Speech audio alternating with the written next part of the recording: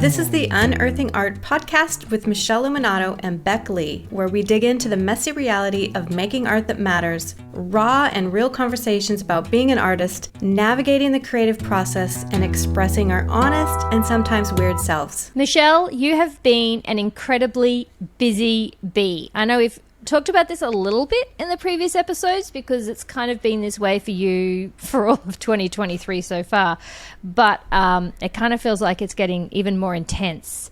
So how are you feeling at the moment with what's going on? Depends which day and which hour you ask me, but I think the word juggling, taking deep breaths is like it can feel really intense at moments. And there's days where I literally have been going and going and going, because I really, besides Christmas, I've just been working like crazy, nonstop. So I haven't had a lot of breaks, which is kind of catching up with me, to be honest. So I've seen signs of the body just, actually, you know what helps? My senile dog keeps me up all night long and I lose sleep. She pushes it to the point of I'm a wreck the next day and I have to crash and burn for a day. Yeah. And so as much as I'd like to say okay, the dog is adding to the chaos as well. It could be that she's helping me. So so I've got the senile dog piled into the chaos. And because she's senile, she has to get up in the middle of the night. And then I'm laying there trying to fall back asleep, And then your mind starts going on all the things that you've got going on. It's all the things I can solve right then and there. It's no, save it for the morning. So, it's been crazy, to say the least. Because you've got a lot of commitments going on at the moment. And I think people could relate to this in different ways. We all have different sorts of commitments. But I know, because I know you and we talk, you have the family commitments, your immediate family, your kids and husband, and you've got the extended family, and you've got a senile dog, you've got a Origin Art membership, so you've got your commitment to the artists that you work with.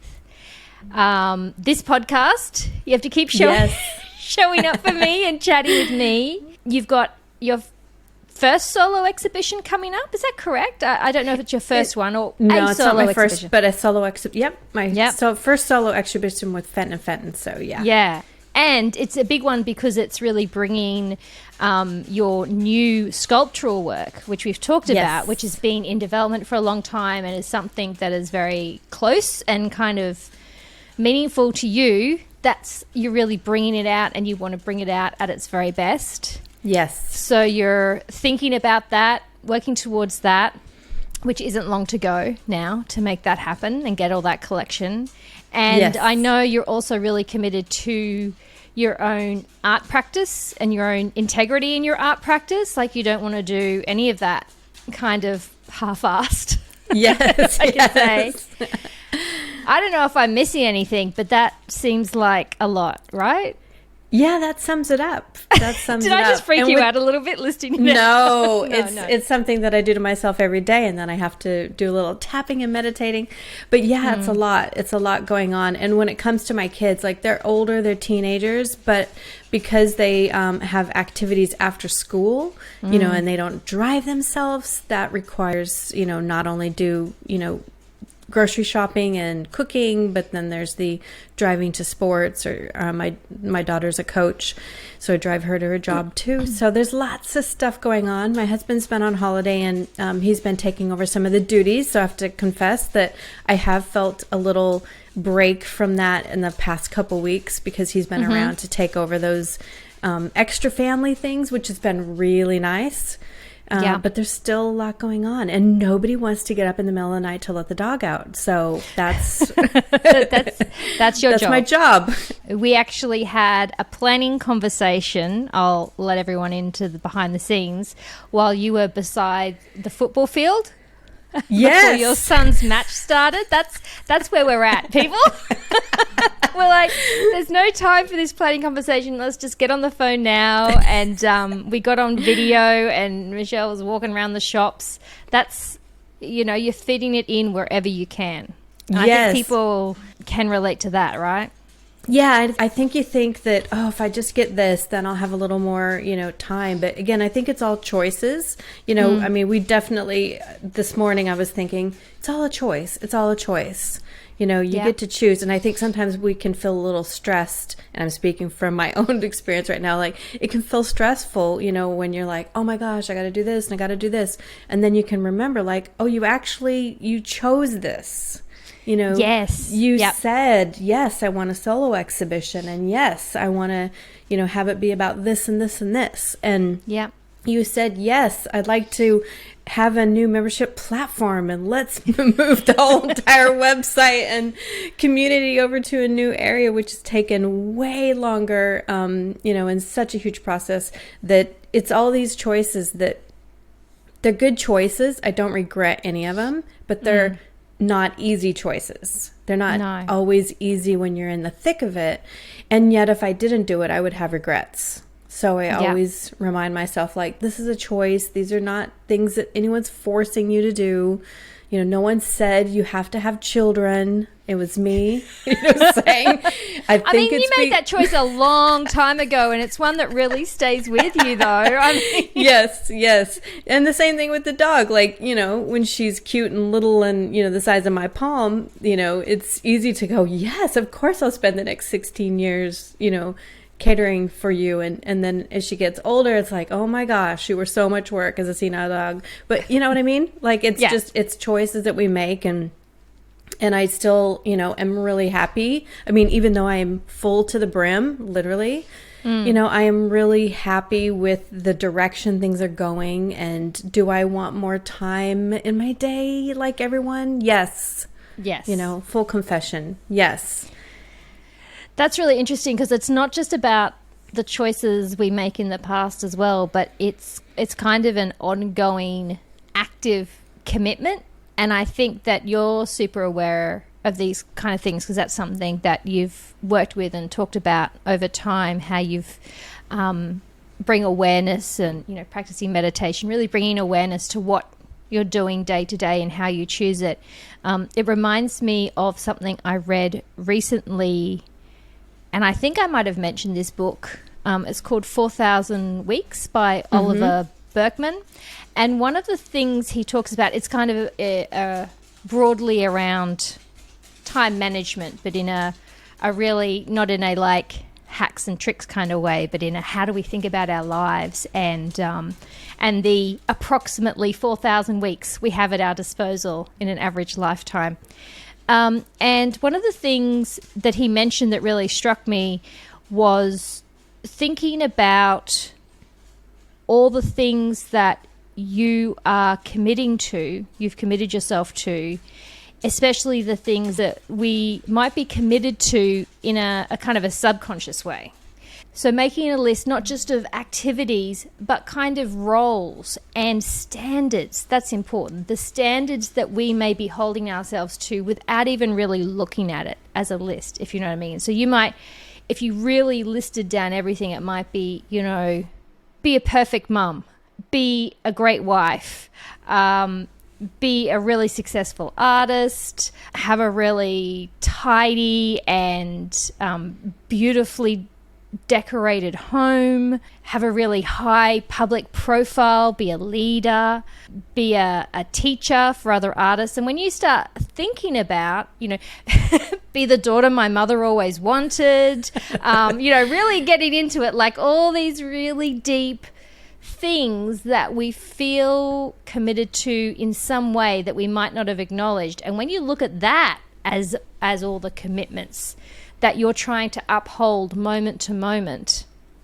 that can be quite overwhelming. Lot. Very. I mean, super overwhelming, especially when you try to be like the perfect version of everything, which I stopped trying to be perfect. I mean, it's still, I think we all strive for perfection, but there's some things that I'm like, I'm not going to have the perfect house, as in like all, the perfect meals and, you know what I mean? Like, it's just exactly not going to be areas that, like, I think you have to pick and choose your battles as far as what you put your energy into. Yeah. And that's exactly what he says in the book, that, you might think, and it doesn't necessarily have to be for all time, but it might just be for a season. Look at everything you have and you're like, for this season, this exhibition and this expression of my art is really important to me. What commitments might I not show up for? And I just wanted to bring this up because I think it can be really difficult. I feel awkward saying this out loud, right? I do. And I feel like people will push back against this because people will say, what are you talking about? I can't not show up for my kids. I can't not show up for my family. I can't not show up for that thing that I promised, like the membership that I promised. I hate to be the devil's advocate. People break promises. People make choices. Yeah. You can make a choice. You can change your mind. You can reorient your priorities. And look, I'm not a mum, but I'm saying people can, and mothers and fathers can say, you know what, family, and I know you've done this to some degree in the past too, Michele. 100%. This is a really big month. The next 4 weeks are critical for me to do this. So what I'm going to need to do is I'm not going to be able to do, the Uber runs to the soccer, or I'm not going to be able to, cook the meals at these particular times. And bring everyone into the conversation. Yeah, absolutely. Well, that's how it works in my family. I mean, we're definitely more of a team experience. And again, this is me I haven't been one of those moms like, I'm going to wash and I'm going to iron for you and I'm going to do everything for you. Like my kids have been packing their lunch since they were in grade 4 because I remember going to this professional expert course when they were in prep, and he said, look, have them, if they can do it, have them do it. Have them learn independence from the beginning, which works perfectly with my attitude. And I want them to be thriving individuals who are very independent and strong.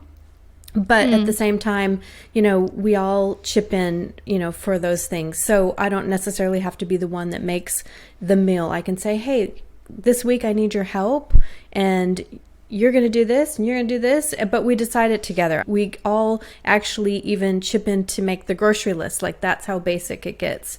Because, if my daughter wants something for school lunches and I don't read minds, then I'm going to need her to, you know what I mean? So it's kind of, for us, a team effort. And when I am going through more intense times like this, we definitely have to bring the kids into the fold to help them understand what's happening so that we can also kind of make adjustments. And funny enough, no one's going to care if you make simpler meals for a while, because in our house we kind of go with basic things that we can repeat, because it's simpler. Yeah. I mean, I think Big for batches. me, what I like to do is I like to make things like that, less decision making. I want to put my decision making into my art and my membership in those areas. So I don't want to have to think about how many choices of meals and combinations of spices. I want the easy button in that area.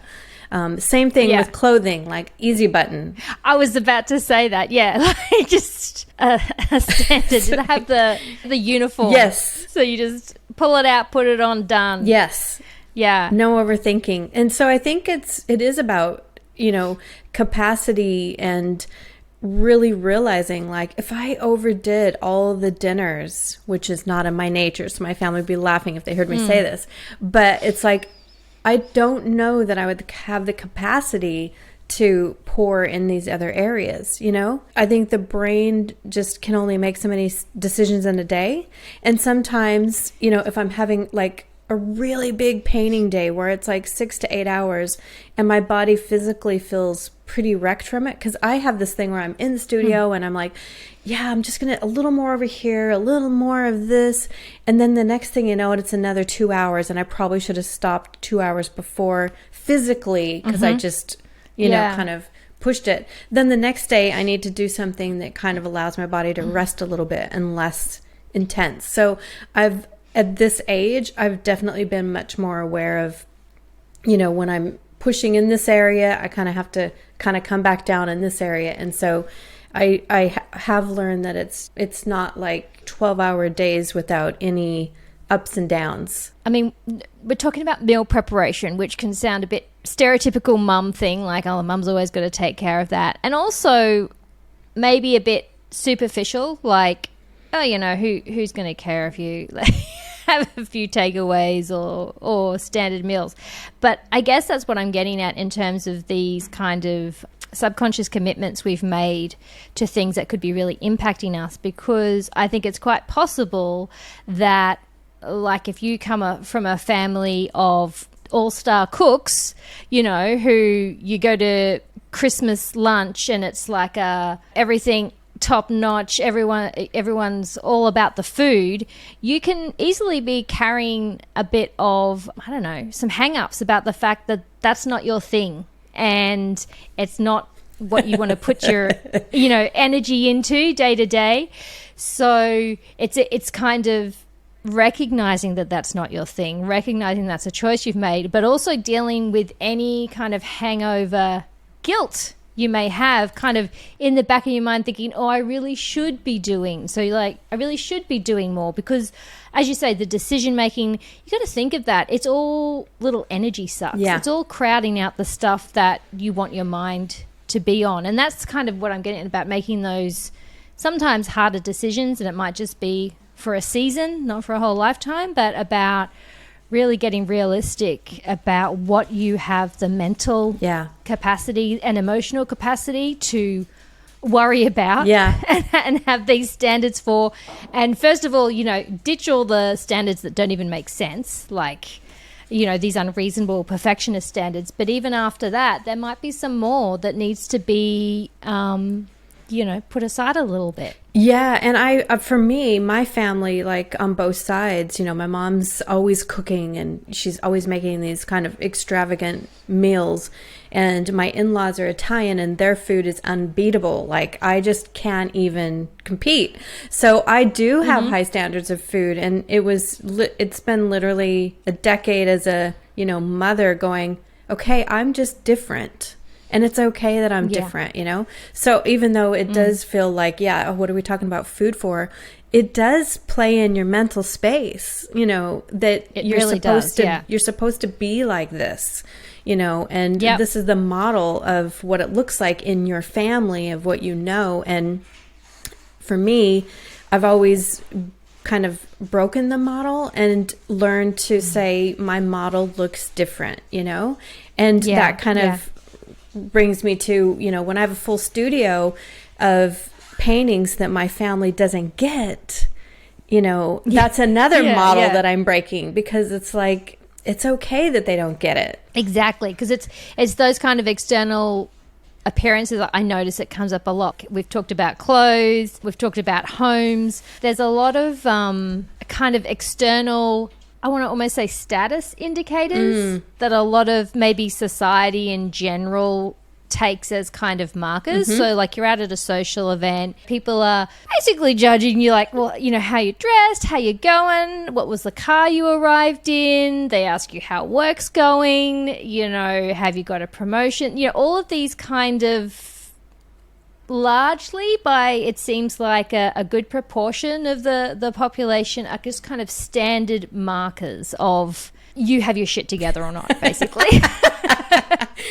And then you've got us, artists, just doing our own thing, and it's caring a little bit less about that stuff. And you know, talking of family gatherings and Christmas, how do we deal with that?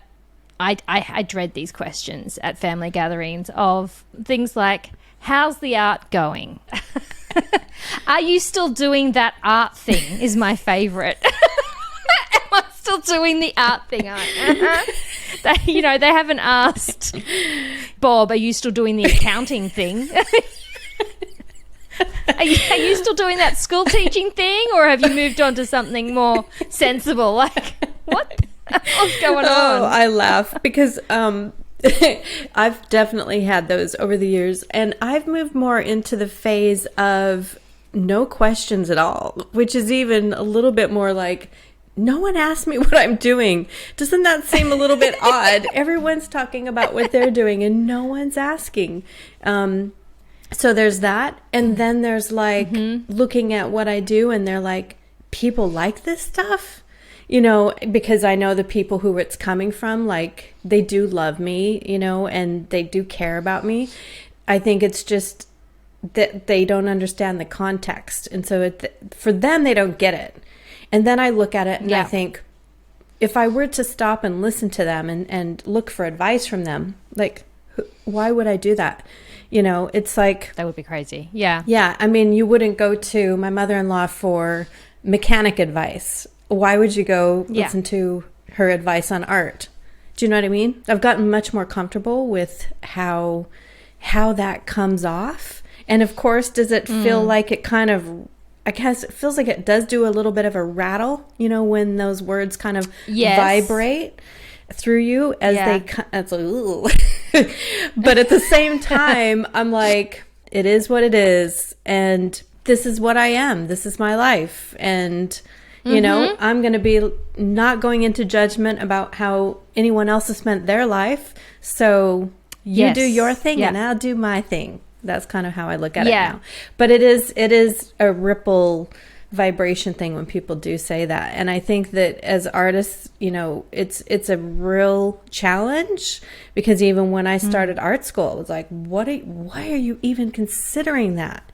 You know, so, I mean, this is something that I've been battling for, I don't know, since I was probably like 25. So, I mean, we're talking 30 years of conversations of, you really gonna, like, am I gonna shake it now? I don't think so. There's no going back. Do you think there's something there as well about, I think there might be some multiple kind of sticky threads to it, because, you know, to the IT guy, how's work going? And he says, madhouse at the moment. You know, the servers are crashing and so left, and I've been, you know, working 60-hour weeks to pick up the slack, and people are like, oh, yeah, work sucks, right? And it's like this kind of moment of connection. Yeah.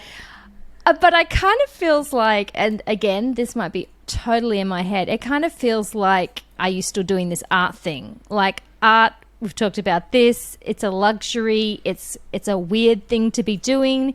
And if you go, you know, I've got this exhibition coming up, I'm working super hard and I'm trying to do this and that. It's almost like people expect art just to be, people who aren't doing it, I should qualify, they expect it to be like a walk in the park. Art really is play, isn't it? I mean, it is literally play, but at the same time, you know, if you look at art, you know, in school, like my daughter's taking an art class in school, and it's kind of considered like it doesn't count as much. Yeah, totally. At school. That's it. So if it doesn't count as much at school, and it doesn't get that sort of tick of approval of you get this much credit for it, you only get this much credit because it is just art. Yeah. I mean, we go through... Because it's not on par with like the academic effort, basically. Yes, exactly. Yeah. And I think that there is a translation to how we treat that, you know, because I am working really hard, and I'm working, you know, longer hours, and I'm working through summer when normally I would be, you know, taking more holiday time. So yeah, there's no holiday time for a self-employed. There's no paid holiday for a self-employed artist. No. There's no beach time when you have an exhibition at the beginning of the year, which is right after summer for us. So it's just it is physical work, even though it is playful work, and we're really, you know, lucky that we get to do this playful work. But I think that's the thing of, let me see if I can get my words together. But what I feel like happens is there's a little bit, and I could be completely off base, but I feel like there's a little bit of resentment from the outside world going, why do you get to play and you get to go do this fun stuff? This isn't work. You know what I mean? Like there's a little bit of that. Am I wrong? I don't think you're wrong, Michele. I don't think you're wrong. There's a little bit of sort of an incredulous feeling behind that question sometimes, like, when are you going to stop this play and get a real job like the rest of us have to? Like, you're kind of a bit living in a fantasy world. You're living in a complete fantasy world, and it's not fair at all. Yeah. You know? Yeah. That's the vibe that I feel. And so that's where I kind of go, okay, even though it looks like, oh, she's just having a play in the studio, like, I'm working hard. I've been doing it for decades now. There is no play in terms of like, this hasn't been the easy road. This hasn't been like you just go to high school art class and they give you some supplies and then you make a career out of it. Like, no, you go to work and you do it day after day, decade after decade, and that's, you know, that's the path that I'm at now, because and the reason why I'm having this solo exhibition is because I have put in the work. Yeah. You know, I have been showing up for myself, and when, you know, someone else might be watching, I don't even know how many episodes of the Kardashians are on right now, but I have zero time for anything like that in my life. And again, it's back to that, like, it's a choice. These are choices that I've made. And I made them, you know, from when I was in my 20s. And I've still been making choices every day. And the solo exhibition that I'm doing now, like, it's been mine for a couple years. And it's here. So it's like, it's a choice that I manifested, you know, through me doing the things, not because I'm like, oh, I think I'll have a solo exhibition out of thin air, manifesting it through out of action. Fantasyland. Out of Fantasyland, exactly. So I think, it's choices. And sometimes it doesn't look like choices that are the norm. It's not choices that I know a lot of people I personally know outside of the art world would even make. They don't want to give up. Or think about. Exactly. It's just not in their aura. It's not an option. Yeah. Yeah. Reinforcing to yourself that it's a choice you've made, I think, could be a really useful way to kind of deal with the rattles that come with those questions. I know that I have struggled a bit with those kind of questions over the last little while, because literally, as you know, the last couple of years has been a lot of studio development for me. And I've struggled with the fact that I don't have a lot of finished products to say, like, how's the art thing going? What have you been doing? Like, I know you said you're showing people things in your studio and they're going, people want to buy that, huh? But I don't even have the things to show in my studio. So they're like, are you even an artist? Like, where are these paintings? And at this point, I feel like I'm coming out of the light end of what's been quite a long tunnel, like quite a long and at times dark tunnel. And I'm happy that I've done it. I feel like I've moved things along an incredible amount, but it's very, very difficult. And I think it ties into what you were saying about the play and the perception that it's not real work. When people say how the art thing's going, to say what I've ended up doing is focusing on how I feel about it. So I go, I'm really happy with my progress.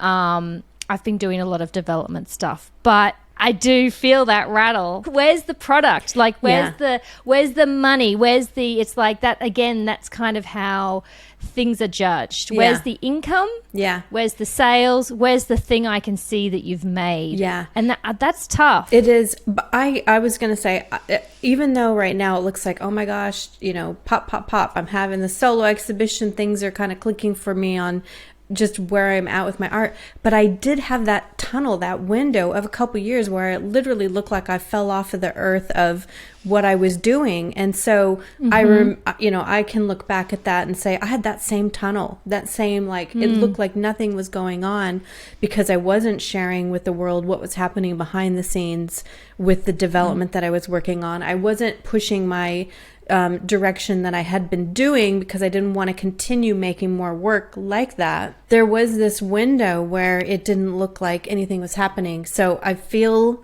you 100%. Like, I know exactly what that feels like. And I've had those conversations, you know, especially with the family when there's no physical proof of any of it. You know, it's just like, you're just... It looks like sitting you're in a room by yourself. What are you doing in there? I'm sorry, but it must look pretty funny from their point of view, really. I mean, that's the thing. Like, I guess I always try to really go, okay, let's have compassion for the person who's saying this. Let's have compassion for their point of view and what they're saying, because they're only seeing this like what side of you. They're not seeing the full picture. I mean, honestly, it's only the artists that have been in my life, close to see what was going on. And my husband is the only one who really knows what's been happening, and this solo exhibition is the result of the work, not this year. It's the work of the 2-3 years of void that no one could see. You know what I mean? Yes. So I think it's an illusion to think, oh my gosh, it's like it's all happened in the last year. No, this is the development of all those previous years. And it kind of all accelerated this year because everything was put in place. Back to the choices. Like I had to make choices like, no, I'm not going to continue to make that work that I was making, because if I do that, I won't have time to develop this new work. And that was a choice that was difficult. And that's something that's really strikes me, that as uncomfortable as it is to deal with going through that tunnel and not having the stuff to show, actually we need people to do that. And I'm not like saying that I'm going to be coming out with something amazing, but like you've said before, what each of us has within matters. And if we can't encourage and support people to take the time in the tunnel, all that you have left is to keep doing kind of the surface stuff that keeps the product ticking over, that makes it seems to be what's acceptable to what generally people want to see, which is something coming out a little bit more factory-like. But, if we can't protect and kind of stand up for people who feel called to take the time to dig into a particular thing, to dig into their art, to dig into themselves, to ask the questions that don't produce immediate answers, that don't have product. Like, isn't that what makes the really special stuff in life? The time, digging in. So does. Now I'm like thinking, why wouldn't I? Why wouldn't I? We should be celebrating that. And I think it can feel lonely, I think, when you're not surrounded by people who support you. Even when you do have a few people, like my husband is supportive, and I know my family means well as far as that goes. Like they're not trying to make me undermine you or, it's not like that at all. It's just really misunderstanding what's happening behind the scenes, and really misunderstanding what that development is doing for the future. Yes. We want quick wins. We always want the quick result, the quick sale, the quick everything, because our culture is wired for quick everything. Yeah. Quick and big, And really visible. There was a word I was thinking of. Really visible. It appears, big on the outside when you kind of get through the tunnel. Like I feel like my exhibition is going to be that proof that people have been looking for. Yeah. But it is literally like the last 3 years of my world put into this exhibition, not just the last 6 weeks. Well, what's funny is when some people come and see that, they won't even think that. And we probably do that with other artists as well. We see that finished work and we think, wow, that must have taken her a week or two to put that together. No, it's taken 3 years. Like that's the kind of timeline. And I think that the shortcut is to do the work. And, even if you have to have a tunnel of a couple years so that you can really get yourself on track and alignment with what you want to create for the next decades, isn't it worth it? Yeah. You're going to have tons of proof then, and it won't, the proof doesn't even matter. It's just I think fun.